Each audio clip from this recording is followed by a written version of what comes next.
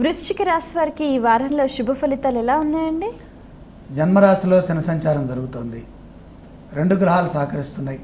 లాభంలో గురువు, అలాగే దశమంలో రాహువు. పరిస్థితులను గమనిస్తూ తదనుగుణంగా నిర్ణయాలు తీసుకోవాలి. ఓపికతో సమస్యల్ని పరిష్కరించాలి. ఆర్థిక ఇబ్బందులున్నాయి. సంయమనంతో ఆలోచిస్తే సమస్య తొలగిపోతుంది. మొహమాటం వల్ల విఘ్నాలు ఎదురవుతాయి. నిండు మనసుతో సంకల్పించండి. ఎంతటి జటిలమైన సమస్యనైనా పరిష్కరించేటటువంటి సామర్థ్యం లభిస్తుంది. శ్రేయోదాయకమైనటువంటి శుభ భవిష్యత్తు ఉంది. శ్రమభారం పెరుగుతుంది. మనోబలం మిమ్మల్ని రక్షిస్తుంది. ధైర్యంగా ముందడుగు వేయండి. ఒత్తిడిని తగ్గించండి.